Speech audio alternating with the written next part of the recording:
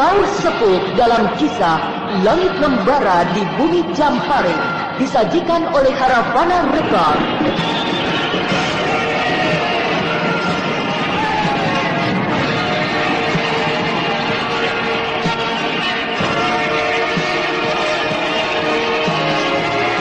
Naskah karya Niki Kosasi, hiasan musik dan sutradara Indra Mahendra.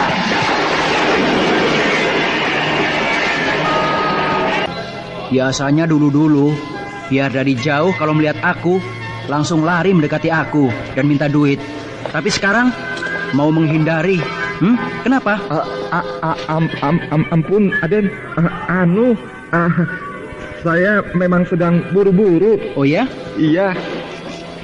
Wah, kau sudah kaya sekarang ya? Pakaianmu bagus, pakai terompah yang mahal, pakai cincin emas. Kerja apa kau sekarang, Mang Pilin? Dagang, Aden. Wah, bisa juga kamu dagang? Ya, kecil-kecilan, Den. Kalau sudah jadi orang kaya, banyak duit, jangan lupa sama aku. Bagi-bagi duitnya, sedikit buat aku. Aden bisa saja. Sekaya-kayanya saya, tidak ada artinya bila dibandingkan dengan Aden putra bangsawan dari keraton lagi. Sama saja, Mang Pilin. Aku kan cuma menang nama. Raden Paksi Jaladara, putra bangsawan Keraton Madangkara. Hebat bener kedengarannya. Padahal duitnya tidak ada. Nih, dengan si bapak pedagang ini, pedagang kalung ini di tepi jalan ini, ya, duitnya lebih banyak daripada aku. Bukan begitu, Pak Kalung? Iya, Pak Kalung. Bagaimana? Raden Paksi memang paling bisa kalau bergurau. Hei, Mang Pilin. Iya, Den. Istrimu berapa sekarang? Sudah tambah? Sudah kawin lagi belum? Belum, Raden. Biasanya kalau punya uang banyak, terus kawin lagi. Jangan kawin dulu ya. Terus-terusan kawin berabe. Di mana-mana bikin anak. Mau dikasih makan apa? Apa mau mencetak gelandangan? Daulat, Den. Nah, sudah. Kau boleh pergi. Iya, daulat, Den.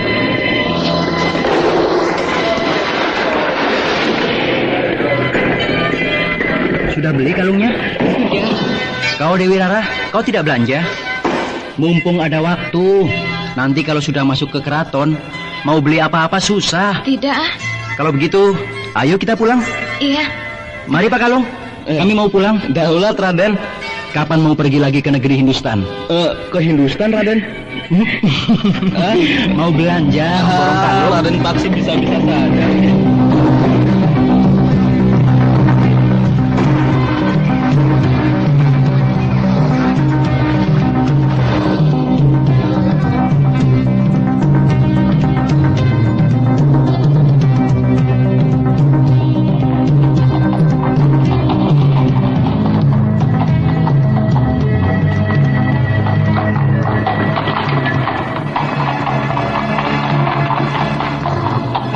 Jalanan semakin sunyi, keramaian ibu kota semakin menurun.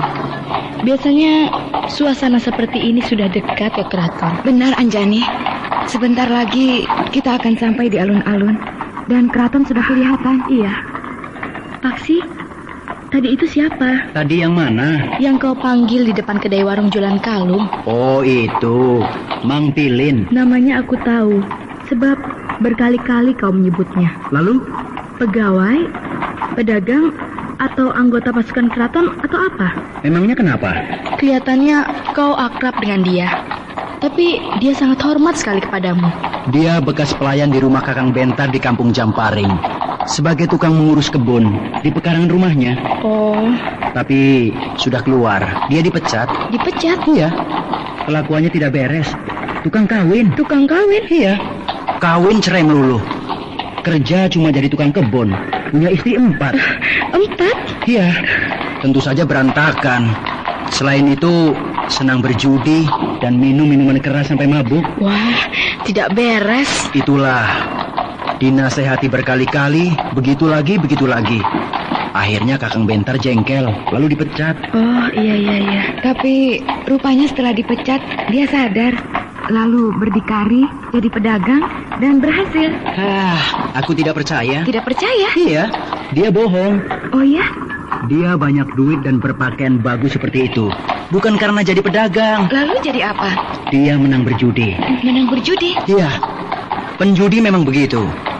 Kalau sedang menang, banyak duit. Beli pakaian yang mahal-mahal, lalu foya-foya.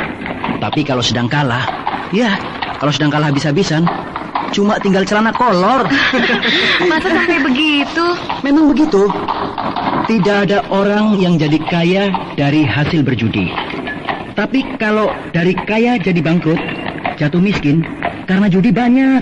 Apakah kau pernah jadi penjudi? Kau ini Dewi Rara. Pelan-pelan, kalem. Tapi kalau ngomong, nyelekit, nyakitin. Habis, kau pinter sih ngomong soal judi. Ya, aku kan cuma dengar-dengar saja. Oh, begitu. Mang Pilin lama jadi pelayan di rumah Bentar. Lama juga sih. Ya, tahunan. Apakah pernah mendapat kepercayaan dari Bentar? Loh, kenapa kau bertanya sampai sejauh itu? Ingat, Paksi, kita sedang mencari orang dalam yang tahu seluk-beluk keadaan Bentar. Anjani, apakah kau mencurigai Mang Pilin? Setiap orang yang pernah dekat dengan Bentar wajib dicurigai. Kalau Bentar sedang berlatih ilmu silat atau ilmu kadikjayaan, di mana?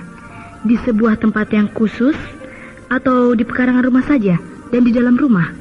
Di pekarangan rumah saja. Kadang-kadang di dalam rumah saja kalau turun hujan.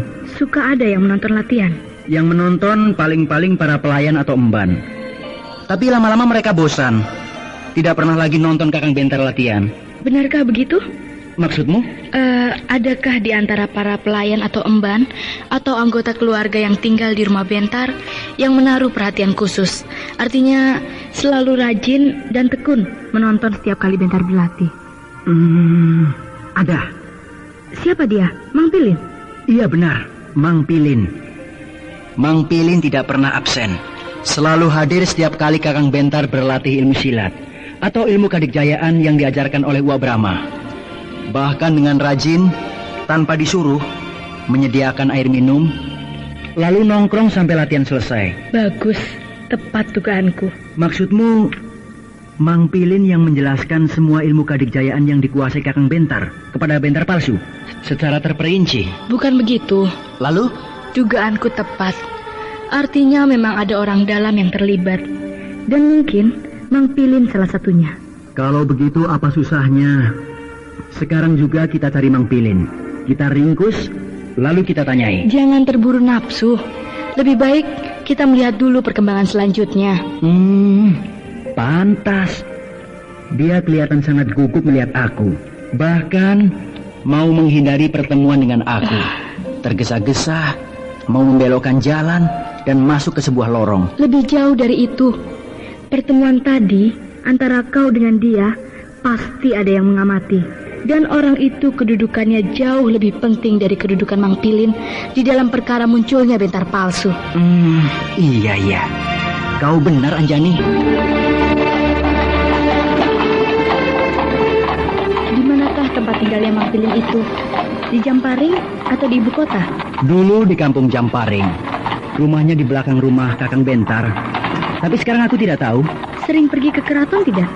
Rasanya tidak pernah. Kapan dia dipecat oleh Bentar? 3 tahun yang lalu. Berarti sebelum Bentar pergi ke Tibet. Benar, Anjani. Nah, itu alun-alun. Kalian belok ke kiri, langsung menuju ke keraton.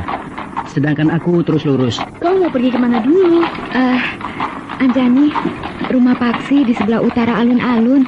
Tuh, atap bangunan rumahnya kelihatan dari sini. Oh, Sudah ya? Aku langsung menuju ke rumahku. iya. Paksi, nanti sore kau datang ke rumahku. Ada makanan yang enak tidak? Beres. Nanti aku masak kue yang enak buatmu. Bagus. Heya! Aku kira rumahnya Paksi di dalam keraton seperti kamu. Tidak, Kenapa? itu rumah ibunya, Gusti Dewi Mantili. Oh, jadi dia menempati rumah warisan Mantili. Iya. Ayo, kita juga memacu kuda, biar cepat sampai di rumahku di keraton. Ayo.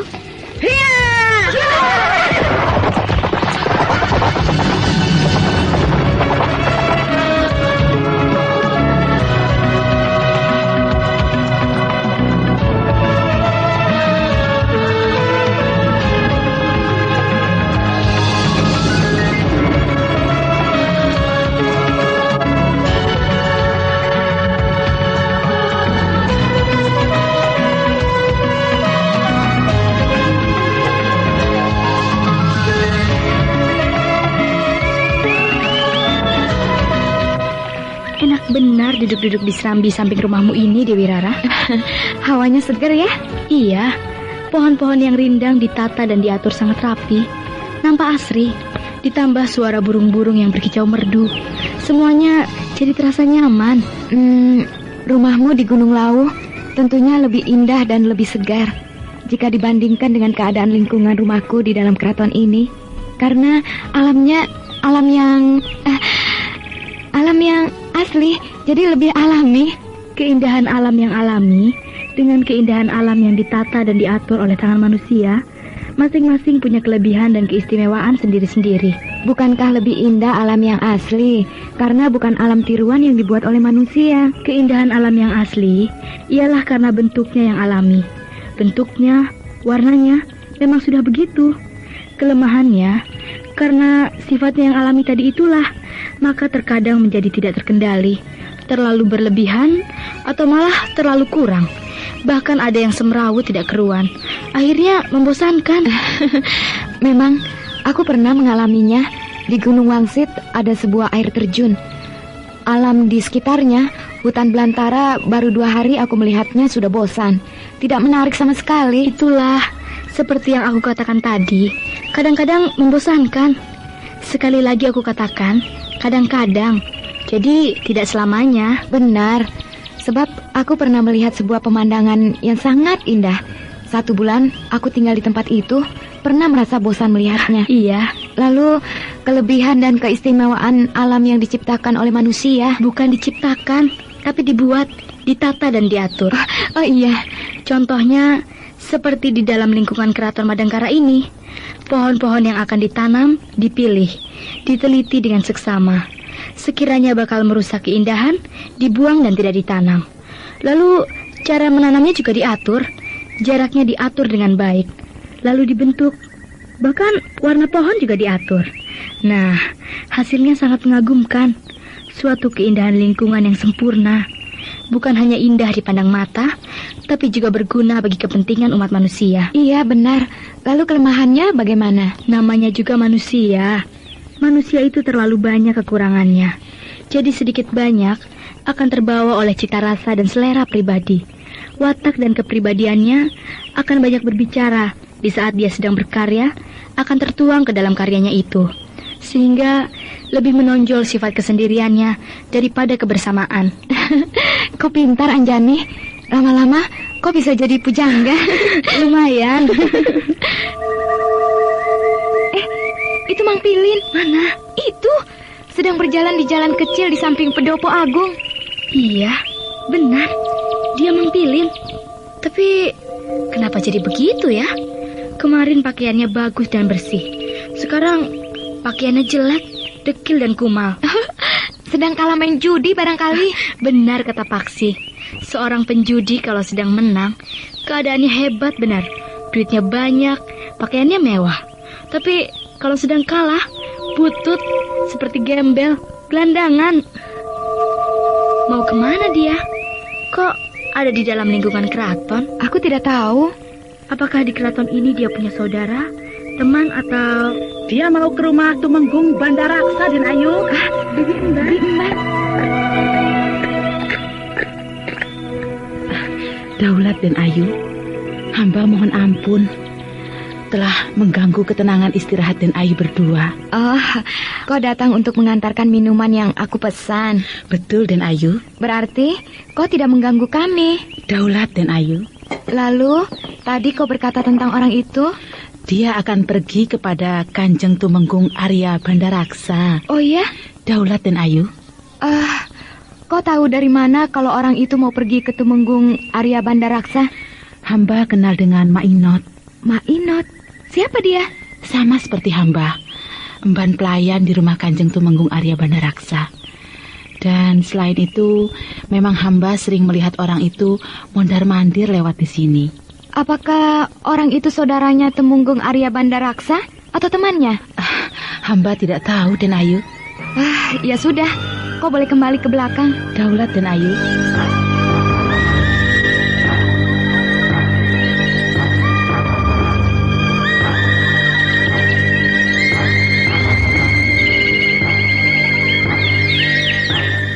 Hebat juga Mang Pilin itu? Maksudmu? Seorang penjudi rendahan seperti itu bisa berhubungan dengan seorang tumenggung. Hubungan apa ya? Pasti hubungan yang istimewa. Kalau tidak, mana bisa dia bebas keluar masuk ke sini? Iya ya. Nah, itu dia. Mana? Itu muncul dari jalan kecil di samping Pendopo Agung, berjalan belok ke kanan. Pasti dia mau keluar. Iya benar. Wajahnya berseri-seri. Pasti dia dapat uang. Dapat uang? Kalau bukan uang, hadiah lainnya. Barang berharga pemberian dari Tumenggung Bandaraksa. Enak benar dia. Bisa minta uang seenaknya kepada seorang tumenggung. Itulah, pasti ada apa-apa di antara dia dengan Tumenggung Bandaraksa. Nah, itu Tumenggung Arya Bandaraksa. Yang naik kuda itu? Iya benar. Kok naik kuda? Biasanya seorang tumenggung naik bendi. Tidak tahu ya. Mungkin ada keperluan mendadak atau ingin melancong sendirian, ingin bebas. Dia bukan mau bersantai-santai, tapi sedang marah. Sedang marah. Wajahnya sangat muram dan nampak geram. Menjalankan kuda dengan kecepatan tinggi, kencang sekali. Dia marah kepada Mang Pilin. Sebab dia mintai uang terus, diperas. Ayo, ambil kuda. Ambil kuda. Mau kemana? Kita ikuti dia. Pasti akan terjadi sesuatu antara dia dengan Mang Pilin. Iya.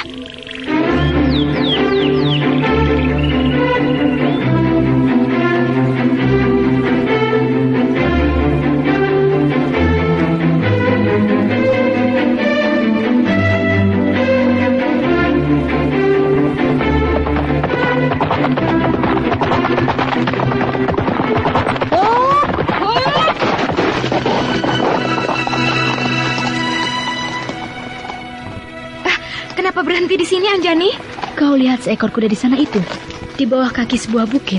Iya, itu kuda Tumenggung Arya Bandaraksa. Iya, dan orangnya pasti tidak akan jauh dari kuda itu. Iya, ayo turun dari kuda, tinggalkan kuda-kuda kita di sini, lalu kita bergerak ke balik bukit kecil itu untuk mengintai apa yang sedang diperbuat oleh Tumenggung Arya Bandaraksa di tempat yang sunyi dan terpencil seperti itu. Baik. Hup, hiya, hup, hiya.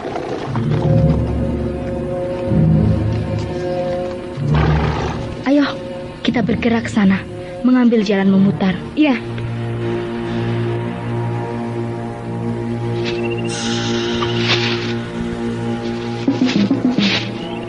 Berhenti. Kita sudah sampai. Iya. Dari balik bukit kecil ini, kita sudah dekat ke tempat kuda itu ditambatkan. Itu orangnya, di bawah sebuah pohon besar. Benar. Dia Tumenggung Arya Bandaraksa. Dia sendirian, berjalan mondar-mandir di sekitar tempat itu. Nampak jelas dia sedang gelisah. Pasti dia sedang menunggu seseorang. Iya. Nah, itu dia. Ada apa, Anjani? Mang Pilin. Mana? Itu sedang berjalan menuju ke tempat Tumenggung Arya Bandaraksa. Oh, iya benar. Ayo, kita bergerak sana, lebih dekat. Nanti ketahuan. Di sana itu ada sebongkah batu besar. Kita bisa bersembunyi di sana. Iya, baik.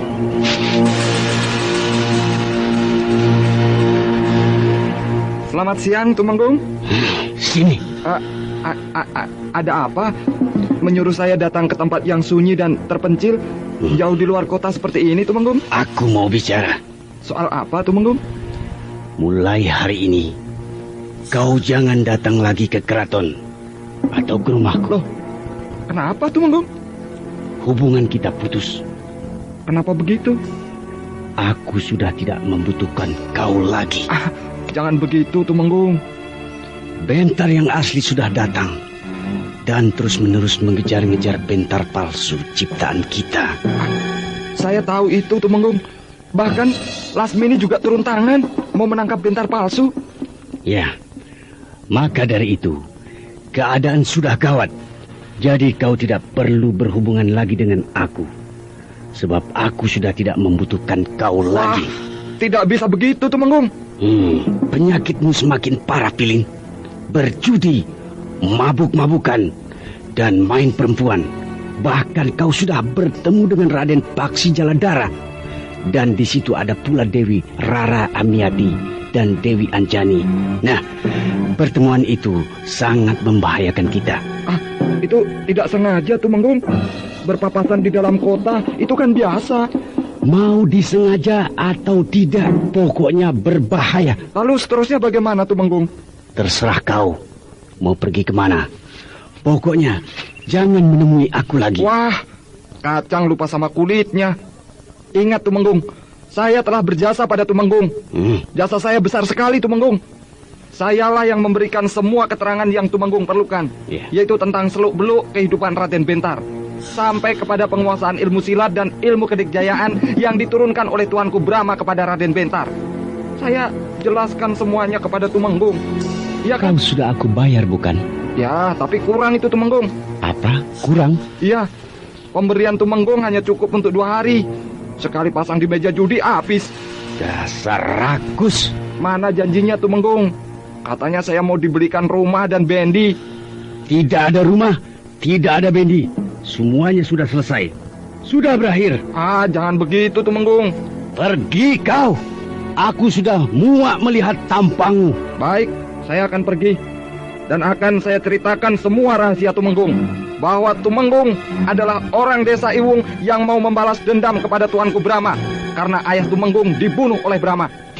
Setan. Lalu saya ceritakan terus pada semua orang bahwa yang menjadi bentar palsu adalah Raden Kuda Sengara dari Kadipaten Banyu Abang, yang sekarang dirubah wujudnya dengan ilmu sihir sehingga menyerupai Raden Bentar yang asli. Ya, kalau begitu kau harus dibunuh. Apa? Tumenggung mau membunuh saya? Ya, daripada mulutmu mengoceh tidak keruan, menceritakan semua rahasia yang sangat penting artinya bagiku, lebih baik aku penggal lehermu.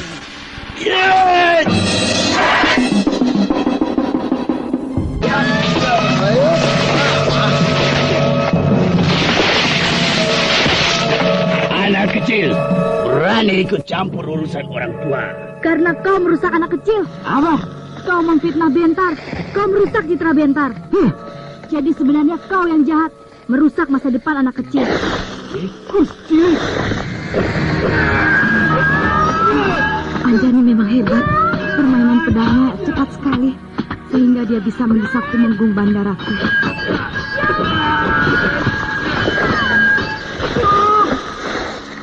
Kenapa berhenti? Ya, benarkah kau Dewi Anjani, anaknya Lasmini? Kalau benar, lalu mau apa? Pantas kau pintar main pedang dan bisa mendesakku. Tapi jangan girang dulu, bocah ayu. Tadi aku belum apa-apa, baru pemanasan. Sekarang marilah kita bertarung dalam pertarungan yang sesungguhnya. Ayo. Ya.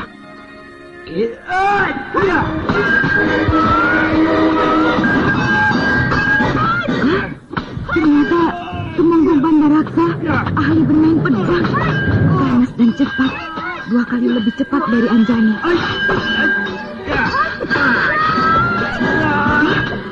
Anjani terdesak. Aku harus membantu Anjani. Anjani, jangan takut. Aku bantu kamu. Ayo, kita bereskan pengkhianat kerajaan ini. Terima kasih, Rara. Bocah-bocah ingusan, kalian sudah mengetahui siapa aku. Maka tak ada ampun bagi kalian. Terpaksa aku harus melenyapkan kalian.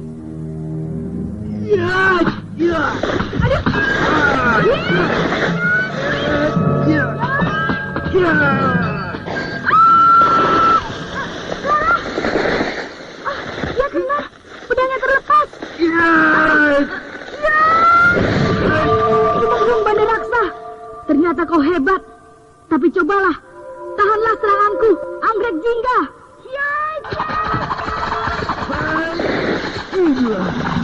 Gadis itu memiliki senjata rahasia. Senjata rahasia apa yang dipergunakan?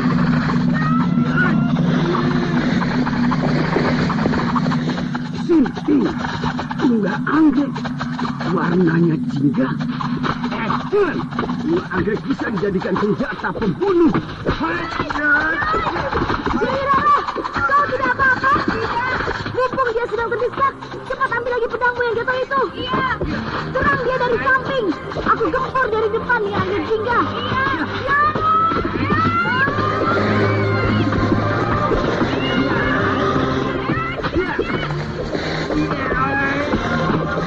Gila, aku tidak mengira Ternyata kedua bocah ingusan itu pintar bertarung. Terpaksa aku keluarkan jurus pedang menyapu awan. Ya, ya.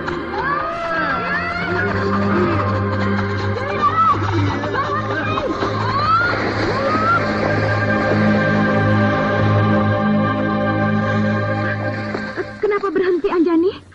Ilmu pedangnya terlalu tinggi. Benar, untuk kedua kalinya kita terdesak lagi. Hanya ada satu jalan untuk mengalahkan dia. Aku harus mengeluarkan jurus kembang seribu. Jurus kembang seribu? Iya. Jurus kebanggaan perguruan Anggrek Jingga. Iya. Maaf, kau minggir dulu. Iya. Apalagi yang akan kau perbuat, gadis ayu? Tumenggung Arya Bandaraksa yang terhormat. Ya. Kau memang hebat. Tapi aku ingin tahu, apakah kau bisa tahan terhadap ilmu ciptaan Ibuku Lasmini? Jurus kembang seribu. Ya!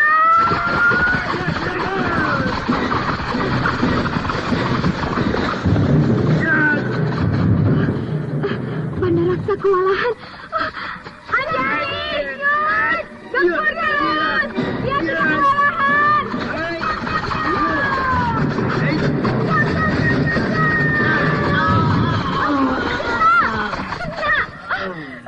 Dia sudah kena! Serang terus, Anjani! Ya! Mudah-mudahan berhasil kena. Terimalah kematianmu, pengkhianat. Ya, ya, ya!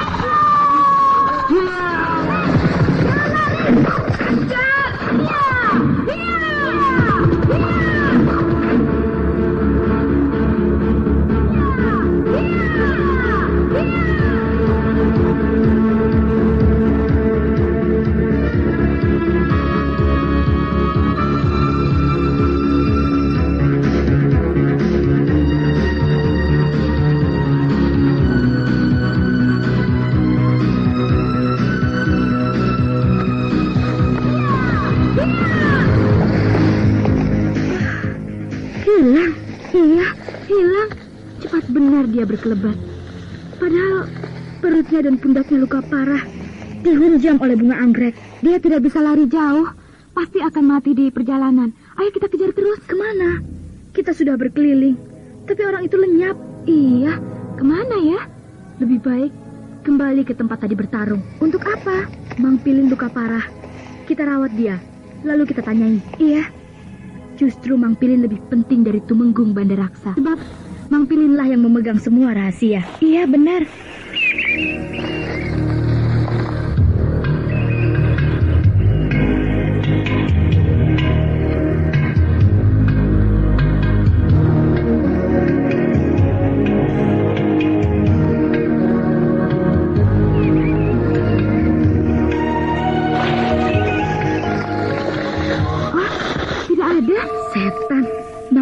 Juga tidak ada. Padahal tadi dia tergeletak di sini. Luka parah, dibacok oleh pedang Tumenggung Bandaraksa. Pasti dibawa oleh Tumenggung Bandaraksa. Keparat, pintar benar orang itu. Dia lari, kita kejar. Tapi dia berputar lagi ke sini dan membawa Mang Pilin. Iya. Hah, darah mana itu? Nah, berarti dia tidak dibawa. Sebab ada jejaknya dengan jelas. Alang-alang itu rebah dan banyak tetesan darah. Berarti Mang Pilin merangkak menjauhi tempat ini. Ayo, kita ikuti jejak tetesan darah itu. Iya.